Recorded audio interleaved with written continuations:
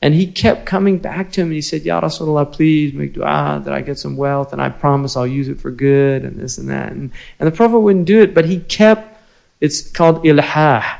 The man didn't get the message, and the Prophet, out of his generosity, he won't turn away somebody who questions him, who asks for something. So he made a dua, and this man who used to always be in the front of the prayer line, he suddenly started getting all this wealth, animal, livestock, and he would get further and further away from the mosque because he'd have to go out and graze his animals, and he'd end up not praying in the community. And then when the time came for zakat, he was asked to give zakat, and he said, well, this is like jizya. And so it actually had a terrible effect on him. And that's what the Prophet ﷺ knew, but he became a lesson for others. I mean, that's why I'm even mentioning him today as a lesson. He became a lesson for the rest of the believers. So you don't know what is good for you. Now, one of the things is that good comes to us through the qadr. One of the things that is measured out is the degree of freedom, that Allah created everything and guided it to its purpose. And because the human being was created by Allah subhanahu wa ta'ala, the human being has a purpose. And he was guided, and she was guided to that purpose, which is servitude. And servitude means that one knows that one is in a subordinate position with one's creator and not with anybody else. And therefore what happens is you begin to look at things differently. This does not mean that you don't recognize hierarchy in the creation, but you don't have this value placement on the hierarchy that the people of the outward have. In other words, when you look at creation, you don't know if the street sweeper is closer to God than the physician. The physician might be more beneficial in worldly terms. The street sweeper might be closer to God in piety and in awareness of God, and have answered prayers and actually be more beneficial without even knowing. So the eye, the Basira, or the inward eye, is different than the outward eye. When you look with the inward eye, it has a different vision than the outward eye has. But the inward eye is, in most people, it's veiled. I mean, it's like when children are born, they can't see. They can only see very, very close. They can't see anything. And some of them have all this gunk in their eyes that prevents them from seeing. So part of growing up is being able to open your eyes. Now also sleepers don't see because their eyes are closed when they sleep. So if somebody's because we have different awakenings. You know, there's three basic human awakenings. You have the bestial awakening, which is the awakening of the senses. And this is obviously begins with touch, and that's why children put things in their mouth. They want to experience everything in the senses. And that culminates in intimacy between husband and wife. I mean, that is the height of that culmination of the sensual awakening. You also have emotional awakening. And this is the feelings that one has of love and hate and these type of things. So that's a type of awakening, that you begin to awaken to feelings that you have and why you have them, and why he makes you angry or she makes you angry, or why you love this person or why you love that person. And then there's a intellectual awakening that people have. And many people, unfortunately, don't have that in school and things like that. The school will actually do the opposite, because teachers are often incompetent and don't respect the awareness and understanding of the students that they have, that they sometimes end up making people actually hate learning, and which is a real crime. So, but sometimes people have, I once met a guy in Maryland who was a bricklayer. He said he'd never really thought about anything. He was kind of interested in sports, and a brick fell on his head. They were building a house and fell on his head, and he was in the hospital for a long time. And somebody gave him a book called How to Read a Book. And he'd never read books before. And what he told me is that it's in the first or second chapter. The chapter begins with, you have a mind. And he said it was the first time he'd ever even considered that. And what happened from this book, because nobody ever told him that. He was always told that he was stupid. And he'd been told that in school. He was a stupid person.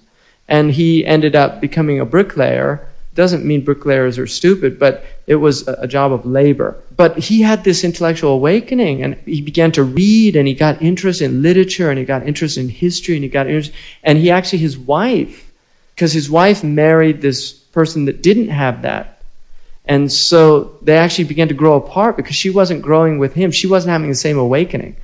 Now, the final awakening, the fourth awakening, the great awakening is the spiritual awakening. And many, many people never wake up to this. Or it's too late, like Fir'aun. I mean, it happened as he was being drowned. He had his spiritual awakening. So the idea of realizing at a certain point that you're, just as you realize that you're a sensual being through the bestial awakening, you realize that you're an emotional being. And at a certain point you can realize that you are a intellectual being, that you have an intellect. Every human being has an intellect. People that they call average in this culture, or even below average, have immense intellectual capacity, but it hasn't been tapped. It hasn't been explored. So human beings have immense, people say, I have a terrible memory. You have an immense memory. If you start thinking about all the things that you remember, where your bank is, what it's called, what type of dishwashing soap you buy. I mean, you've got massive amount of data stored there. It's phenomenal. And that's part of the problem, is that you're memorizing the wrong things. So the spiritual awakening is something that will often occur with some trauma. It's very common for people. People will have a heart attack. People will have a sickness. People will lose a parent. People will lose a child. And suddenly these big questions come in to focus. They hadn't been there before. And that is the greatest awakening, because ultimately we are spiritual beings. The bestial, that goes. The emotional one goes. The intellectual one, according to the Muslims, everything that you learn, you lose when you die, except what you learned that was beneficial for your next life. Ultimately, even the true intellectual awakening is a spiritual awakening as well. So the Basira is that inward sight. It's the ability to perceive something with the inward eye.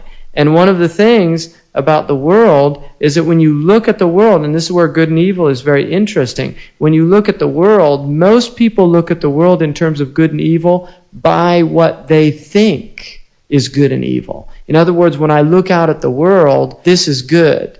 Why? Because I like it. And that's evil. Why? Because I don't like it. And so things that I don't like happening are evil, and things that I like happening are good. This is the criteria of the human being. Now, one of the things about the Arabs is they say in a proverb, مَصَائِبُ قَوْمٍ عِنْدَ قَوْمٍ فَوَائِدُ.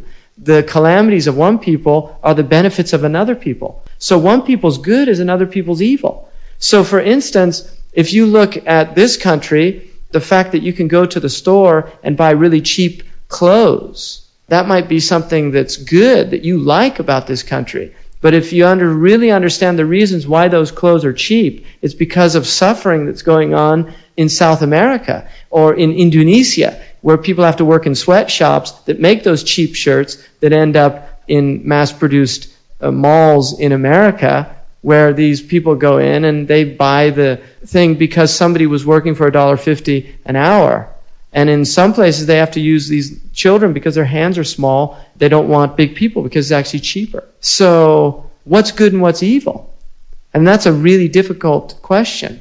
Now, if you look at the Islamic definition, khayr in the Arabic language and shar do not really correlate to good and evil. They're really not good translations for khayr and shar, because of this idea. Maybe you hate a thing, you think it's evil and it's good, and therefore to determine it with any type of moral certainty is very, very difficult thing to do. Now, obviously the Sharia or the sacred law of Islam gives these criteria for determining killing is bad. Is it always bad? No. It's not always bad.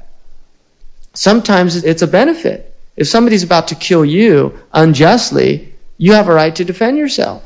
And so if you kill them, you did something that was sanctioned by sacred law. On the other hand, the other person who was doing it was evil. So one, in the same act, if one got his way, it was shar. And if the other got his way, it was khayr. Do you see that? Same act, two different. Now, the person who was killed, maybe that causes a complete spiritual transformation in several people that knew that person. Or maybe some law comes into being because of that person's death that changes and has an effect on the whole society. So then what was evil as a singular act actually produced much good.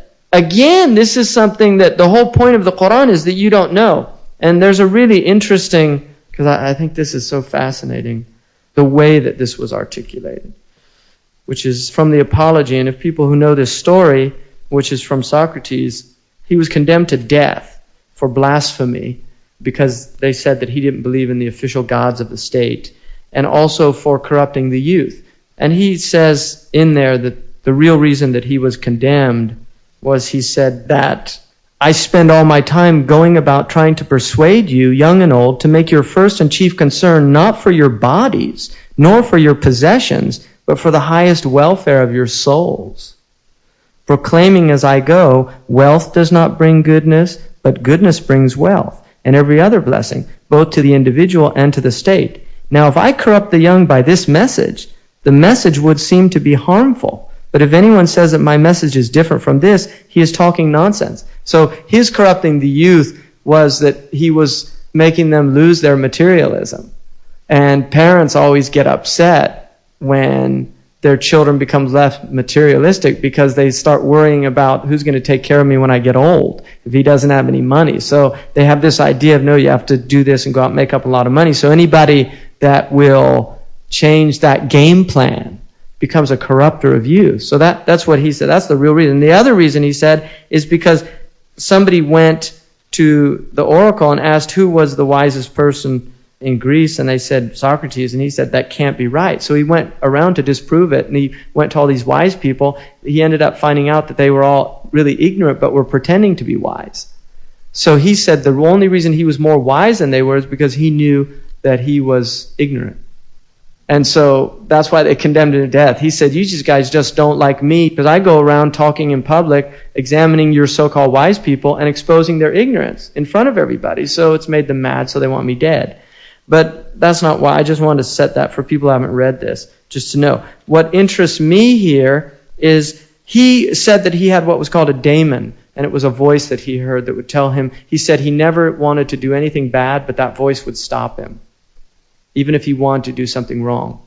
What he says is that people think death is bad.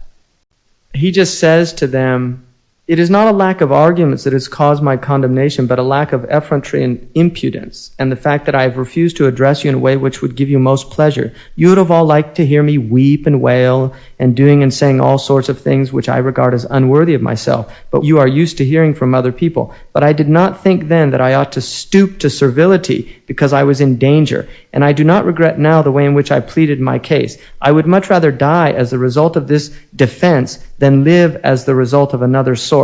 In a court of law, just as in warfare, neither I nor any other ought to use his wits to escape death by any means. In battle, it is often obvious that you could escape being killed by giving up your arms and throwing yourself upon the mercy of your pursuers. And in every kind of danger, there are plenty of devices for avoiding death, if you are unscrupulous enough to stick at nothing. But I suggest, gentlemen, that the difficulty is not so much to escape death. The real difficulty is to escape from doing wrong, which is far more fleet of foot. That's what really takes doing. And so he says, but I'll tell you, in killing a good man, I want to tell you, my executioners, that as soon as I am dead, vengeance shall fall upon you with a punishment far more painful than your killing of me. You have brought about my death in belief that through it you may be delivered from submitting your conduct to criticism. But I say that the result will be just the opposite. Not only will you be condemned historically by people that come after, you're going to get punished in this world. And all these men, they were all killed. When the Spartans came in, they just massacred the whole lot of them. That was very interesting. He said, I feel moved to prophecy. That's what he said. I mean, if he was an Indo-European prophet, I don't know, Allahu A'lam. But he's a very interesting character in any case. But he says, if you expect to stop denunciation of your wrong way of life by putting people to death, there is something amiss with your reasoning. This way of escape is neither possible nor credible. The best and easiest way is not to stop the mouths of others, but to make yourselves as good men as you can. In other words, don't wipe out your critics. Listen to their criticisms and take them seriously and rectify yourselves so that they don't. But again, it's not why. I mean, it's just an interesting dialogue here. But what he says is, I will tell you. He's now telling him, because they've condemned him to death, They said, you choose what you think would be an appropriate punishment. He said, well, since I'm doing social welfare here by showing you all you're ignorant and telling you not to engage in materialism, I think that you should provide me with free meals for the rest of my life. That's his punishment. So they said, no, you're going to hell. So they condemned him to death. But he said, I will tell you, I suspect that this thing that has happened to me is a blessing. And we are quite mistaken in supposing death to be an evil. See, because people, that's all they want to do is want to live. And what he's saying is, look, you think it's an evil. That's just your perspective. I have good grounds for thinking this because my accustomed sign could not have failed to oppose me if what I was doing had not been sure to bring some good result. Because it never failed him in his life. This daemon, what he called a daemon, it was a voice that he used to hear. We should reflect that there is much reason to hope for a good result on other grounds as well. Death is one of two things.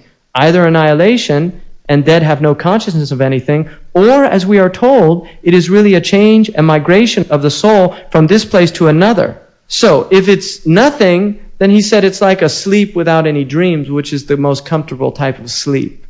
And if it's something, then he says, if on arrival in the other world, beyond the reach of our so-called justice, this phony justice of this world, one will find the true judge who presides in that court. In other words, you're going to get real justice in the next world, and if you were a good man, why do you have anything to fear?